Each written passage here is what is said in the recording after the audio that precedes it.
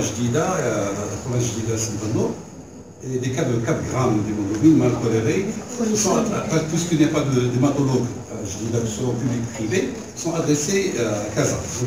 Et malheureusement, dans les cliniques à Casa, on les transfuse en attendant lundi que l'hématologue, parce qu'apparemment, ce qu'ils nous ont dit, il n'y a pas d'urgence, il n'y a pas de garde d'hématologue.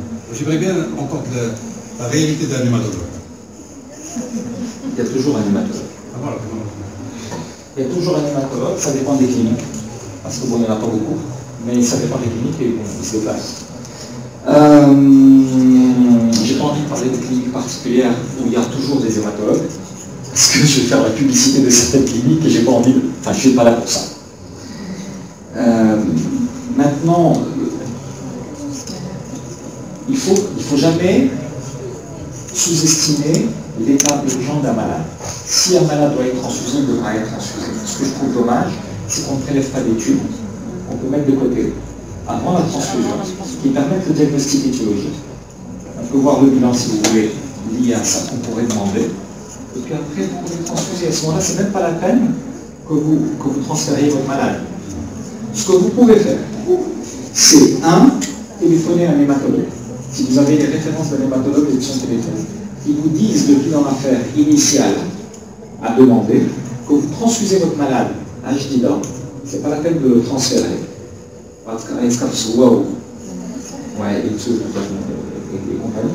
Et puis, là, une fois transféré, vous pouvez continuer le bilan étiologique à tête reposée. Mais faire les choses, envoyer à Casablanca juste pour transfusion, je trouve ça un peu dommage. Franchement. Est-ce que vous avez d'autres questions? Oui. Chez les femmes enceintes qui sont souvent sujettes à des anémies ferripriles, à partir de quelle valeur on doit traiter? Vous avez dit, vu l'hémodilution, l'hémoglobine à 10,5 est considérée comme normale. Parce que vous avez posé deux questions. L'anémie par hémodilution et l'anémie ferripriles. Oui, non, j'ai dit que les femmes enceintes sont sujettes aux anémies ferripriles. Souvent, bon, c'est ce qu'on Vous voit avez raison, en santé. mais vous avez raison, c'est une réalité. Voilà, donc à partir de quelle valeur d'hémoglobine on doit traiter? Quelle que soit la valeur d'hémoglobine, s'il y a un déficit martial, vous devez le substituer. Il faut demander la ferritinémie. Systématiquement. Systématiquement. Le fait est que la question que j'attendais plus de votre part chez la femme enceinte, c'est que est-ce que je dois la transfuser? À quel seuil je devrais la transfuser? Quel est le risque pour le fœtus? Est-ce qu'il y a des risques de croissance fœtale? On dit qu'il y a un risque de croissance fœtale quand le taux d'hémoglobine maternelle est inférieur à 8.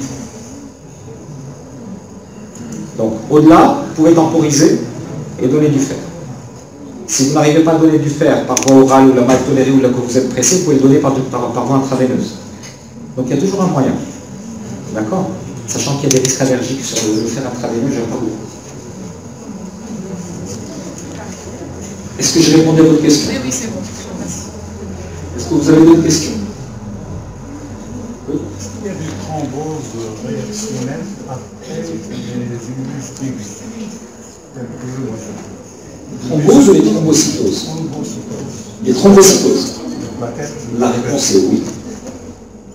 Pourquoi? Parce qu'actuellement le phallisme est très fréquent et l'hémolyse juste après on refait l'annulation formule, on trouve des plaquettes à 500 000, à 800 000 parfois. Alors je vais répondre doublement à votre question en évoquant un autre sujet.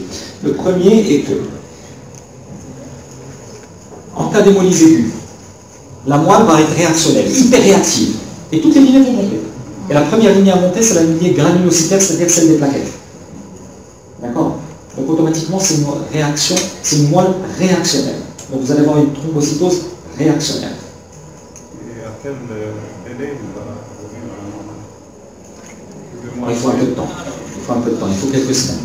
Il faut quelques semaines pour que ça revienne à la normale après l'arrêt de l'hémolyse. J'ai pas envie de m'étaler, parce que dans les cas cliniques, je vais parler. Les plaques macaques légèrement augmentées. Ok. Ok. Les réticulocytes sont diminués. 36 000. Ok.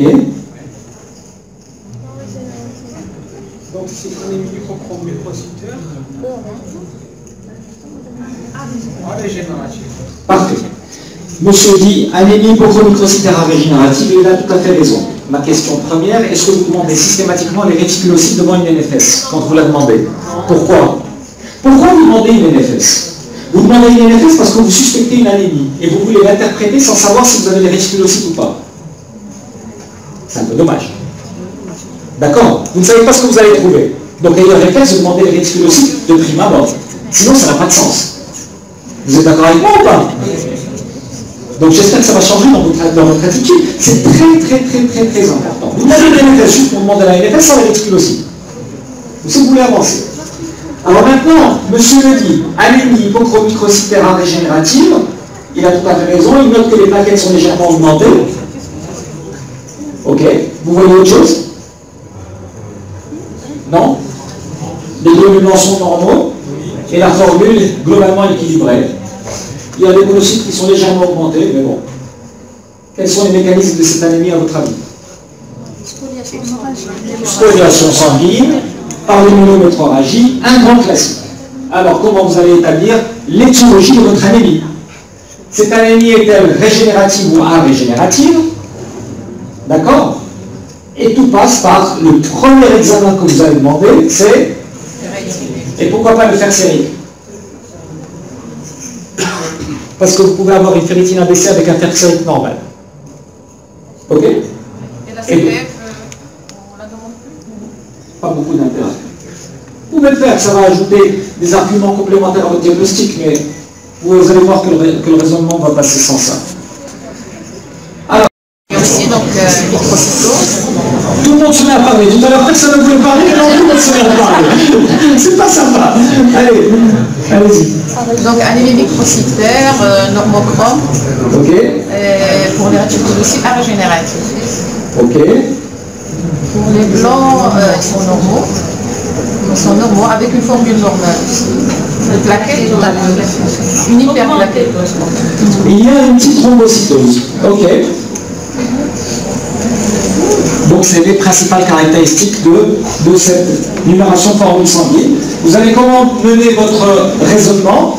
Votre anémie est-elle régénérative ou arégénérative? Elle est arégénérative. Le fer sérique est-elle bas ou augmenté? C'est à partir de la ferritine que vous allez raisonner. N'est-ce pas? Donc, quel est le mécanisme le plus probable de cette anémie?